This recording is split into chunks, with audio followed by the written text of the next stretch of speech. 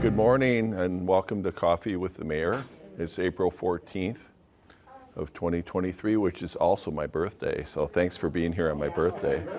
It is. I won't tell you how old I am, but I feel younger when the sun is out. So appreciate you all being here. And we'll go through some slides today. The first one is a reminder. These are all the ways you can watch things that are going on in the city. We have our regular city council meetings and our finance committee meetings and our plan commission meetings are always televised. And then in the last several months, we started a council catch-up.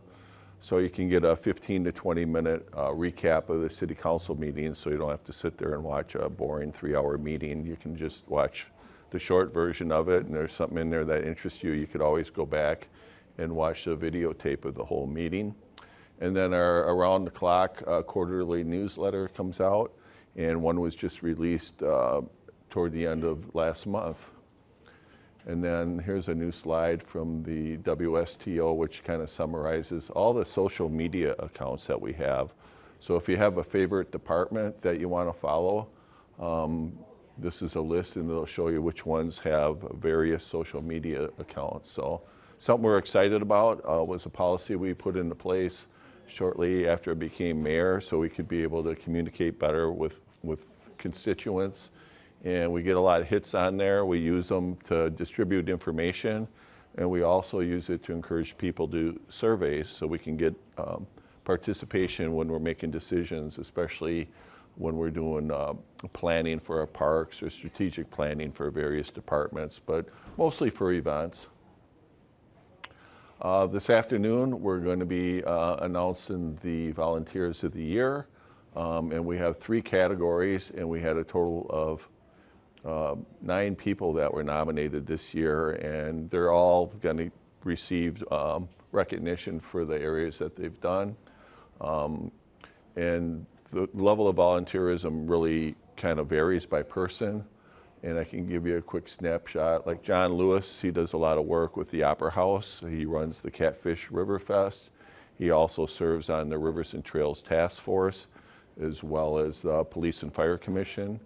Steve Lyons was very instrumental in helping get the Collins Field project going with the new turf and all the press box and amenities up at the high school. Todd Fossum is very active with the Sons of Norway. Mike Point, I believe, does some work down here as well as the library. The Business People of the Year, Bob Wallin from Stoughton Trailers, Keith Anderson from Eldon Builders. We've talked about their projects in the past. Friends of Youth, Yoli Beth, she has a nonprofit group called Mosaicos, and she started doing some after-school programming out at Bayview Heights for the kids that live out there. Bill Brew is really active on the ski trips in the winter, and he's been a long time volunteer at Stoughton EMS. And then Natalie Nordland does a lot with the youth, with music, drama, and course lessons up at her business. So these are all people that are going to be recognized this afternoon at the fire station at 1 o'clock. So if you want some cake, come on out and join the celebration. City Council approvals. We've updated quite a few ordinances here in the last couple months. They vary by department. A lot of them have to do with our planning department mainly. And we continue to look at that. We do have some major changes that we want to make, but that takes a lot of time and money when you're doing ordinances to get the language right, and you have to cross-reference them with the state statutes and any county regulations, as well as our own ordinances. Some of them, if you change one ordinance, it might affect others. So we have to have them reviewed by our city attorney. Street contracts we talked about a little bit. Our TIF policy for our projects where developers are seeking tax incremental financing assistance. We put some language in there that would encourage them to do more sustainable efforts like solar panels or electric charging stations and those types of things when they're putting in their new developments. We raised our room tax fee, so that's like on our hotels and bed and breakfasts. So we raised the fee from 6% to 8%, and then we also changed how it's allocated. So the city's going to be able to receive a little bit more money, and so will the chamber. The chamber uses their money mostly for visitor services, so they do marketing in the community to try to get people to come to Stoughton and stay for our various events. The ARPA funds, that's American Rescue Plan Act, that's federal money, and we did make a decision from the Committee of the Whole and the City Council the other night to give $100,000 of those funds toward our nonprofits, and that's going to be distributed through the Stoughton Community Foundation. So if any of you are involved with nonprofits here in Stoughton, the Stoughton Community Foundation, you can go on their website and you can find out when their application process begins and what you need to do in order to be considered for an award. We expect some other funds that will be approved here in the next month or so.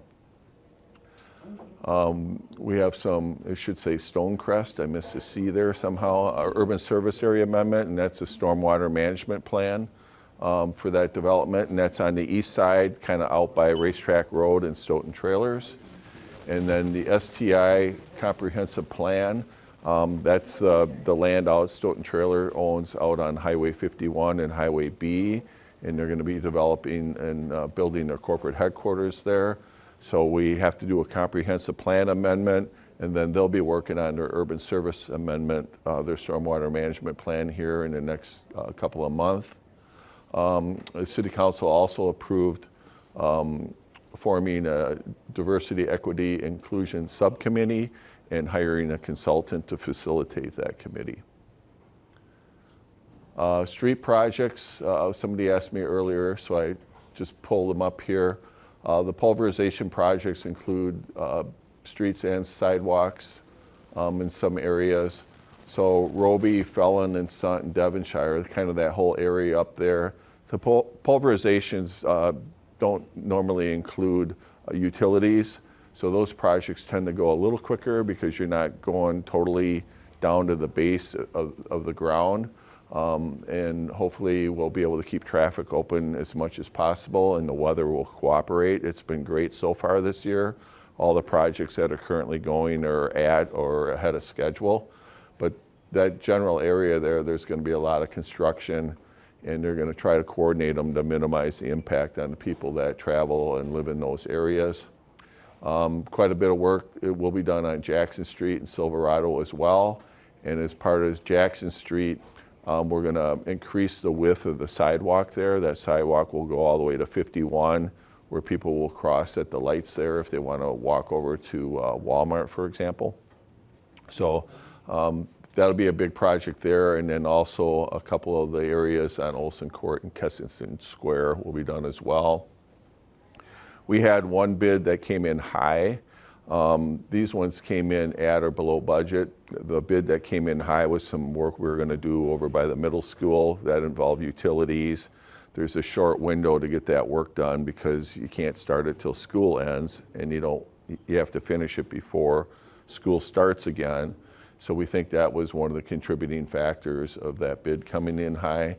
And that bid was also part of a project with Bickley Court. So what we're going to do is we're going to table the North Street project for this year, and we're going to rebid the Bickley Court and see if perhaps we can get a good bid at least for that part of the project so we can complete that. If we don't, then that one will wait till next year, and we'll try to parlay that with some other work that we're going to do next year. Sometimes when we do more projects, we get the economy of scale, and that shows up in our bids. So that's kind of why we're doing all these pulverizations, because if you do quite a few of them at once, you can get more bang for your buck. And the pulverizations tend to go quicker than the projects that involve the utilities. And utilities had indicated that they really didn't want to do extensive projects this year because they're still paying off some from debt from the lead service line project they did a couple of years ago now. And they're anticipating a fair amount of utility work when the state starts doing Highway 51 here in the next few years.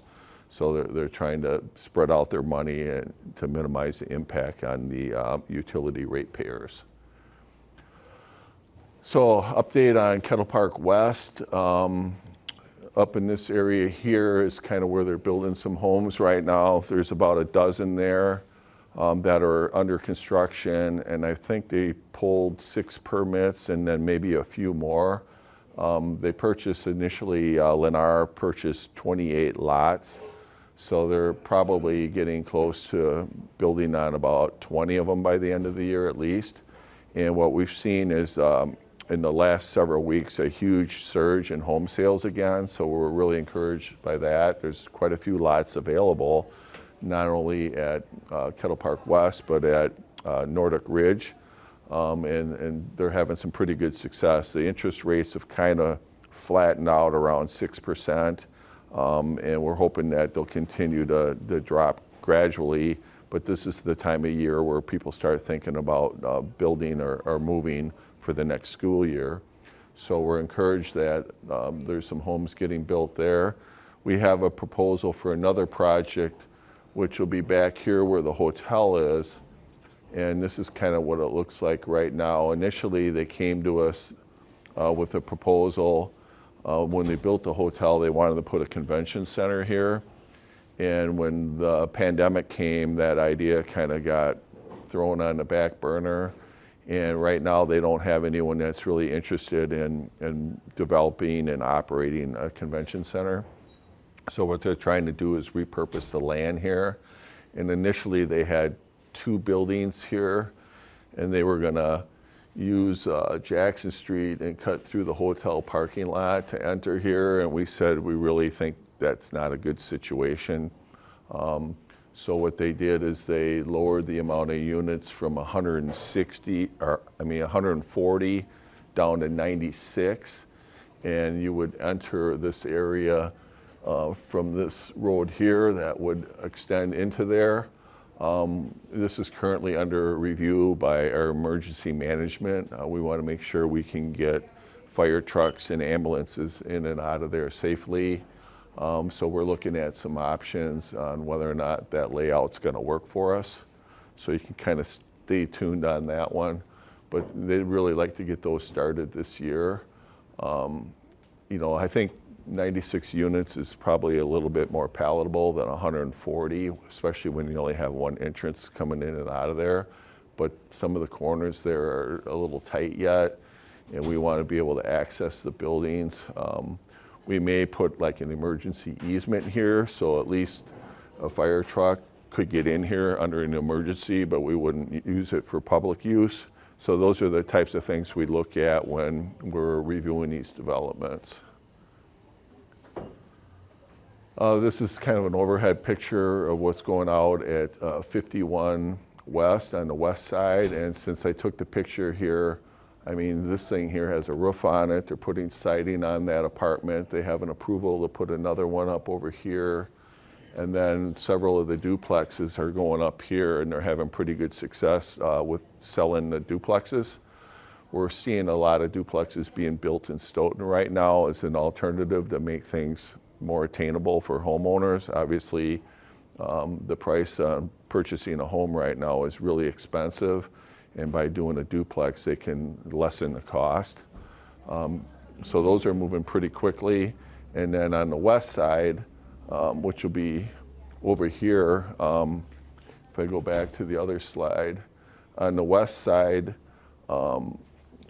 it would be up on the north here. We're in the process of finishing up the water line that would connect from this development to the west side of the 51 West development. And that was an agreement we had to work out with the town of Rutland in order to run that water line up there. And as part of that agreement, we're going to be using tax incremental financing funds to build the new road on Deer Point and Oak Opening. So in front of Stoughton Lumber there'll be a new road. It'll be wider. And then Oak Opening leading up to the 2 developments will have a new road as well. So we think that'll be done by the end of summer. This one here, this is a picture of the Stoughton Trailers headquarters, and that would be located up in this area on this piece of land here. And this is still a concept. They've been tweaking it and updating it here as we go along. And so they want to start out with their headquarters here, dedicate the parkland here, and then you can see there's quite a bit of wetlands and stormwater management in the area that takes up quite a bit of the land. And then there'll be trails that will circulate throughout the development there. And the trails will connect to the south to the 51 West development, as well as the Virgin Lake Trail, which is going to be upgraded. We're hoping by the end of the year, we bid out the trail for Virgin Lake over by the Helgestead Park there, and we didn't get any bids, so we're rebidding it. And the plan is to widen that trail, to have a 10-foot paved trail there to make it ADA accessible and to make it more usable for bicyclists to go back and forth without running into each other. So all these trails we're trying to connect in these new developments here. So this one here, the comprehensive plan amendment is going through now, and then, like I said, the urban service area amendment, which is the approval for the stormwater ponds, has to go through the county with the Capital Area Regional Planning Commission. So we're hoping to get that to them in the next couple months, and then they can start working on that project. In the meantime, we're working on there'll probably be a TIF application from them to help pay for some of the pond work that needs to be done and some of the road and site work that goes into this project. What we're trying to do is just extend the existing roads in the development and then kind of put an inside loop between 51 and B. It's kind of almost like a frontage road.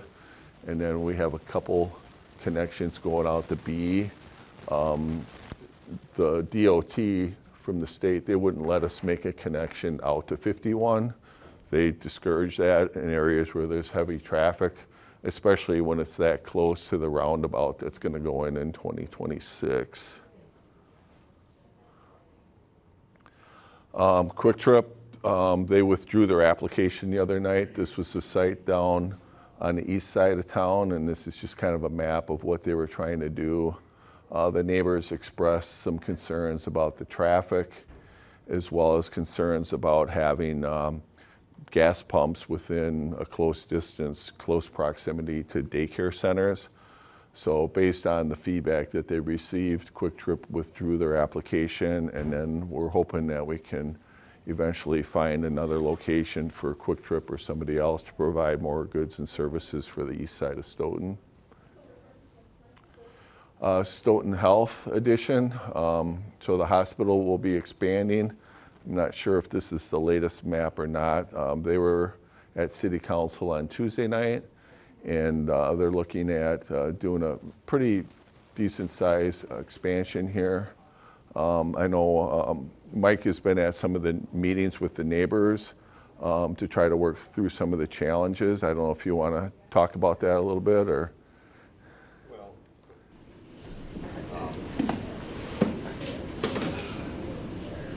You probably know Mike. Mike is our county board representative, and he also lives down by the hospital. He always puts me on the spot.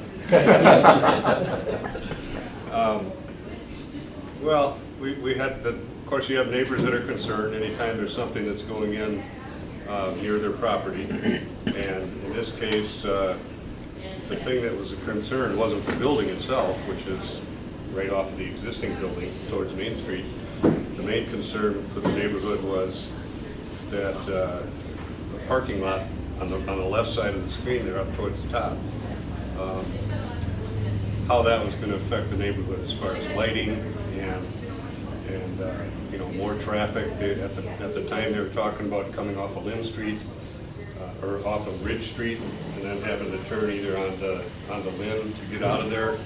I believe what they actually talked the hospital into to be over on the left side of the screen. No, right there is a big parking lot right there. Yeah, that's Ridge and Lynn right there. So they just had a big concern about how it was going to affect the lighting in their neighborhood and the cars facing headlights right into the houses, those types of things. So what the hospital compromised on was to put a bunch of landscaping on the Lynn side street of that parking lot.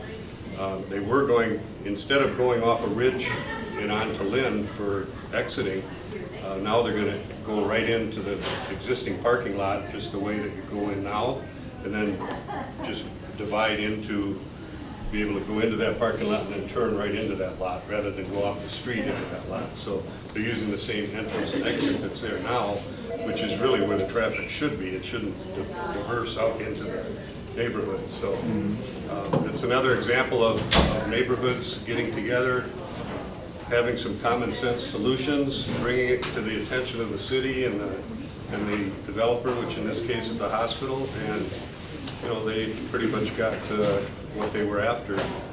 They still have some concerns about the lighting, but they're going to be talking to them about that. So that's about it. Yeah, I mean, obviously, if you live near the hospital, cars are coming and going, headlights are flashing in your windows, so that's kind of the lighting concern, as well as the parking lot lights.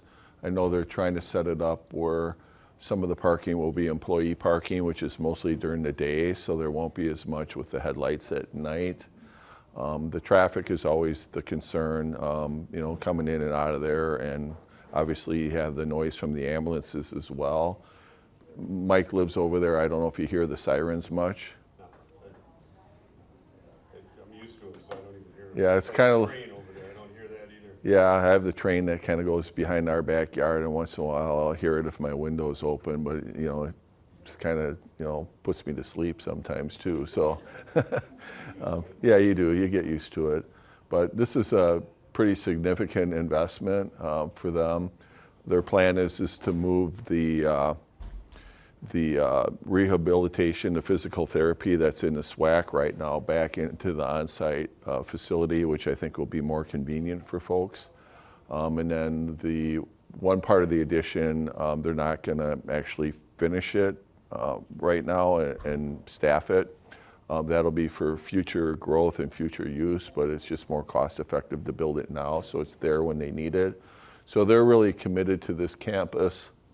I think they've been also, trying to be sensitive to the needs about how many homes they remove, because that's a big issue. I know like Mike's house and some of the others, there's a historic district in the neighborhood, and I think that this should, set them up for many years, probably decades, before they have to really do any other expansion of this size. But, having a local hospital here is really important, not only for the people that live here, but when people are making decisions on where they want to move. That's another thing that they look at, is whether or not they can get local health care, and for them to be able to provide that to us is great. In June, Stoughton Health, the Chamber, and the school district will be here at that June coffee with the mayor, so you might hear more about their timetable and things like that. So if you have any questions, you can kind of maybe save them up, and somebody from Stoughton Health will be here in June. Any questions about any of this? I know we kind of go through a lot of information in a short time. Go ahead. The very first slide, the galvanization or pulverization or whatever that word was, what does that mean? That's basically where they grind up the asphalt and they put new asphalt down. So they don't, it's not cement up there, it's blacktop. And it's a pretty quick and cost-effective way to get a decent road. I mean, it won't last as long as a road where you go all the way down to the base. The base is usually cement, but a lot of times you'll do the pulverization in between the times that you would go down and do the base in the utilities. It's just quicker and it's more cost effective. It might get us 30 years. The biggest thing with the roads is really trying to keep the moisture out from getting under the pavement.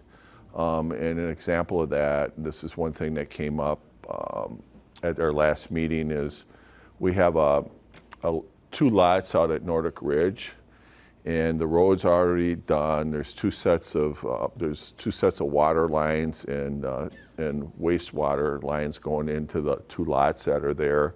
And somebody approached the developer and said, "Hey, we want to buy both lots and put one big home on there. So it's going to be probably close to $1 million house. And the dilemma was, well, we don't typically like to have an extra water line and sewer run to a lot that's not being used because there's a risk that it could leak, and we'd have to, have basically pay for it later and have somebody, the ratepayers, pay for it later versus removing it now and abandoning it and having the developer pay for it. So we had conversations because, the city, we don't want to tear up a new road because we know whenever you tear up and patch a road, that's how the moisture gets in, the road doesn't last as long, and the quality of the road, it's not as smooth when you patch it. There's one on Main Street right now because they had a leak, and you can tell, when you go over it. So we actually came up with a resolution. We talked to the homeowner, and they're actually going to use both water lines now, one to service the home, and then the second one, they won't need a meter on it for the wastewater. And the second line is going to serve basically their sprinkler system for their lawn. So we think those are good common sense solutions for us to be able to accommodate everybody's needs. And so it's kind of gives you an example of why when we do these roads, we try to do them in the most cost-effective, sensible way because they are expensive to replace, and we don't want to patch them because they just won't last as long because the rain and the moisture gets under them, and then when it gets really hot, it starts moving the pavement. And you see that a lot in the summertime when the roads buckle. That's what happens is the water gets underneath and it gets so hot it almost boils, and then the pavement starts shifting and moving, and then you have a mess. So pulverization is a really good way for us to maintain the roads, and then we seal coat them periodically, and then we do other things to try to make sure that we can make the roads last as long as we can. We've added money into our budget probably 4 or 5 years ago for more street maintenance so we can make our streets last longer, because we know that the longer they last, it saves us money. Plus the inconvenience of having streets tore up all the time, which, there's 2 seasons in Wisconsin, and one of them is the construction season, and I think the other one is mosquitoes or something, or snow, but these are big projects, but we know that if you push these projects down the road, it costs us more money to do them every year, and the quality of the streets aren't as good. And while we're doing them, we try to add amenities. So we're trying to add, the wider sidewalks where it makes sense, or we're trying to narrow the roads to slow down the speed limit, or we're trying to put the islands in there so people can cross safely. So those are all the things that we take into consideration when we're putting these contracts together for a street construction. Any other questions on any of these? I just had a Sure. question. You had showed the picture of the development, and I'm wondering, is there any kind of map that shows? This one? I guess, yeah, just in any or all of them. Is there any kind of map that shows what the plan for bikes is? Yeah, on this one here, you can see the trail here. So this trail here will go to the north, and then it goes all the way down here, and then as it goes down this way, it connects to the Virgin Lake Trail, which is over kind of by Roby Road. Okay. And that's the area we're going to pave that part. Right now it's not paved. And then to the north there, that's going to go into, going the wrong way here. That's going to go into, it's going to go into the Stoughton Trailers project. Okay. If I can find the map here. And then what about a little further south where there's the development, and you mentioned the Jackson Street crossing? So it comes up here. Okay. So this connects to,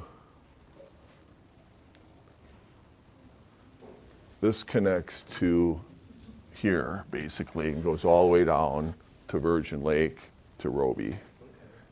And then eventually the plan is to have a trail, and it's on the other map, going all the way over toward the school. Sand Hill School, and then we can get out to the lower Yahara River Trail, which the county is doing some improvements on as we speak. I think they're working on it. They're doing a stretch between, right now it goes from Madison to McFarland, and they're doing a stretch from McFarland to Viking Park, Lake Eganza. That's the first phase, and then after that, it'll come down Williams Drive area, and then over to Viking Park area. Yeah, so right now we don't have the timetable for that final piece to get us to Stoughton, but it's definitely on the county's radar. It'll connect to the Capitol at some point down the road. I mean, just as far as, like that Walmart area too, you mentioned the Jackson Street crossing, but to me, it just seems like there's a lot of beginnings of trails that don't quite hook up to anything yet, and I'm wondering how, because I live west of town, and at the moment, there's no really great way to get across into town. So there's going to be, let's see, I can't see it. Let me find the right map here. Right here. So this is Highway B. They're putting a roundabout here. This is Rutland Dunn right here, and the Walmart's kind of down in this area here. There's going to be an underpass right here in 2026. So when they do the roundabout, the DOT is going to do a roundabout here. They're going to do a roundabout here, and they're engineering the underpass here. I mean, you can cross at the roundabout, but not everybody's comfortable doing that. Yeah. And we did on the roundabouts that are over by Whole Avenue and the SWAC in that area there. We actually put in some of the flashing lights there, which were the first ones in the state of Wisconsin. They have them in Florida, and we convinced the DOT to let us be a pilot here in Wisconsin. So, because people are just not that comfortable crossing at a roundabout, but with the flashing lights, we're hoping that that'll help until we can get this underpass put in. Okay. Yeah, that would have been my exact suggestion, something like that. Yeah. I actually live on Rutland Dunn, and Yeah. that corner in particular, where they said there will be a roundabout, that seems like Yeah. a suicide mission. And it's expensive to do them. If I remember right, it's like, I want to say $1.5 million to do the roundabout, but it's being paid for through the tax incremental financing, which is basically the property taxes that are collected from the new buildings that are going up. Instead of getting distributed to each taxing authority, city, school, county, Madison College, all that money comes to the city to pay for these public improvements.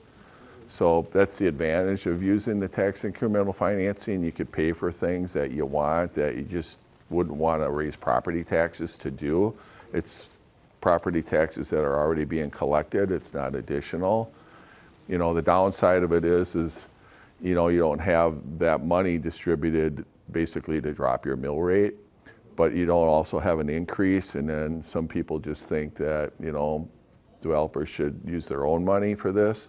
In some situations, they just wouldn't do it, and they have to meet that but-for clause in the law.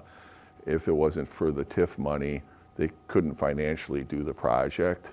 So we try to do what we can to balance out our needs and you know, the developers' needs without giving away the farm, basically. Go ahead, Mike. Can you explain the time frame for the TIF districts? So there's different types of TIF districts. This one here is considered a green field, which is basically a farm field. And those, when you create them, are 20-year districts. And then at the end of 20 years, you can extend it by a year if you want, and there's reasons to do that. You can take the extra money and use it for affordable housing. Sometimes if the TIF isn't performing and cash flowing at the end of the 20 years, you can get a 3-year extension. There's also what they call a brownfield TIF. So that's kind of down on the riverfront development across from Mant Park. That was an area that was considered a brownfield because it was blighted, it has contamination. Those are typically 30-year TIFs. Same thing there, you could get a 1-year extension and use it for affordable housing, or you could possibly use a 3-year to extend it. So it can take a while for some of them to pay off. The one out by Walmart, that one's actually going to cash flow, probably, I don't know, in the first 10 or 15 years, depending on how quickly the homes get built. So they vary. Initially the TIF was created for the blighted areas. The state decided to use it for what we call a mixed use, which is commercial and residential, to try to encourage more growth in the state because it provides more revenues, quite frankly, for the state. They get more sales tax, income tax, property tax. So they use that as a tool to work with developers to do more growth. The weird thing about that is the growth statewide hasn't really been that strong. It's been really strong in Dane County. Dane County, as I've mentioned in the past, during the last 10 years has accounted for 30% of the new growth for the entire state. So people are flocking to Dane County, so there's pressure on communities like Stoughton to build. So when you go to Fitchburg, Sun Prairie, Verona, Middleton, you're seeing a lot of growth and you're seeing quite a few apartments going up right now. What we're trying to do is balance the needs, for people that want to move here or stay here with, providing the services. Whenever you build, you need, more park maintenance, you need more road plowing. Eventually we'll need more police officers, more fire and EMS personnel. So we try to do it in a way where you kind of put all these pieces together and try to create the developments that make it service friendly for us, so at least we can do things efficiently and not have to deal with as many of these cul-de-sacs to plow because they take more time, or be really strategic on how we do our parks to make sure we don't have to mow any more grass than we need to and things like that. So it's quite an ordeal when we're working on these projects, and we try to get collaboration from all of our departments. So when we have our internal meetings, it's not just myself and the planning director, it's the park and rec director, it's police, fire, EMS, public works, utilities. We all get together in a room so we can go through the project and identify, areas of concerns, so then we can go back to the developer and try to tweak these plans. So it takes a lot of time and effort to do these, and sometimes, when we're out there, talking about a project, it sounds like we're promoting them. We have a lot of time vested in these. We kind of, take these projects as, personally, as far as trying to make them so at least they're quality projects. That doesn't mean they're always going to get approved by the city council, but at least we try to position ourselves where if they were to approve it, we know that it's going to be something that people are going to enjoy, not only now, but forever. We don't want people coming back in 20 and 30 years and saying, geez, what was Swadley thinking back in the 2000s when he allowed this to happen? That's the last thing we want to have happen here. So that's what we try to do with these TIF developments. Any other questions on this? All right, let's see what we talked about that. Couple things that are going on. We got an email from Broodminder the other day. So they remodeled the upper story there, and they're going to be doing like Airbnb type thing there. So they emailed us to let us know that, because we do collect the room tax on that when people stay at these short-term rentals, they call them. They don't always call them Airbnbs, but they call them short-term rentals. So we can get some additional revenue for that. And it's great. I mean, people can stay there if they want to come to town for Cinema Mai or go to a show to the Opera House. They can just stay there and just walk up and down Main Street and do everything they can and not have to worry about, traffic and getting lost. And if they want to have a beverage or something like that, they don't have to worry about, driving. So it's a really good situation there. We anticipate more of that. The old Cullies, that's what they're planning on doing in the lower level there as well. And I know there's a couple other businesses that would like to be able to do that too if they can make the numbers come out. It's really expensive to do remodels a lot of this work they did themselves. They really did a nice job. Was up there and had a chance to look at them. I think you looked at them too. I did. And one of the things about that building, that's a historic building. And the woman that remodeled that, she's a member of Our Old House Society, which is a group in town here that goes around and tours historic buildings and homes and that type of thing. We took a tour of that building. That building is actually one of the only buildings in town from the 1850s. It was built, I believe, in 1858, and it's a wood structure on Main Street, which is pretty rare also. But it's a neat old building. Why don't you tell them about the one next door there too? Yeah, so the one next door, this used to be the Big Sky, and they've been remodeling it. They've been in there. Well, we're seeing a lot of entrepreneurs are doing their own work to try to keep the costs down and keep things on schedule, because it's hard to get contractors right now. If you try to get a plumber or electrician, or like us, I've been trying to get a deck built for over a year now. It's really hard to find people to do work. So what they're trying to do is, while they're waiting for the contractors to come in, they're doing a lot of the work themselves, flooring, walls, that type of thing. And I believe they're going to set to open tomorrow, is what I heard. So they're doing some final painting right now. You can see the ladder. I took this picture yesterday. They painted this upper here. We're really excited about that. And it sounds like the former Laz's building is going to be reopened as a restaurant as well. So they were in to get their liquor license. They haven't closed on the property yet, so I don't want to jinx it. But I'm hoping when I come back next month, I can tell you more about that. One other thing that is going on right now is we're going to have a presentation from the Landmarks Commission. And the Landmarks Commission has been working on the downtown properties. Right now we have what we call a historic overlay district in our downtown. And what that means is if you own a building downtown, you can automatically qualify if your building is eligible for historic preservation. You can get some tax credits from the state and federal government to do renovation on your buildings. And so on this particular building here, you can see this up here, the siding, that's probably not original. And the Landmarks, what they would like to see with the historic district is when they come in to remodel a building like this, right now, if it's not considered a contributing building because it's been altered, they come to the Plan Commission, and the Plan Commission would do the approval for the building permit, basically.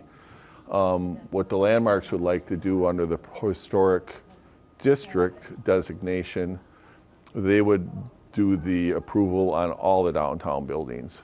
So in their world, they would obviously like to see the siding removed and back, to whatever's behind it. I don't even know what's back there. It could be original. I mean, It could be? I mean, it could be like original. Yeah. That was a wood structure building. So what they've been doing is they've been working the last few years now. I think some of their meetings started right or before the pandemic with the consultants and redoing what they call design guidelines. So if somebody wants to remodel the building, they have guidelines that says, the windows have to be a certain, original type of materials. And the same thing with the siding or the doors or the canopies even. I don't think they focus too much on colors, but it's more on the designs of them. And what they're trying to do is, short and long term, is to make sure that our Main Street buildings remain as close or better than they are now going forward.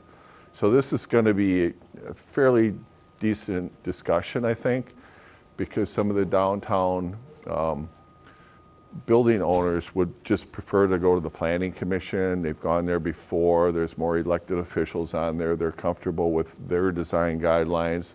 They might not feel like their building is eligible or would want it to be designated to use historical preservation. So it'll be interesting to see how that conversation goes. But, that's just another thing that, we're always looking to do things better down here, if possible. So we'll see how that discussion occurs and what the city council ultimately will make the decision on that.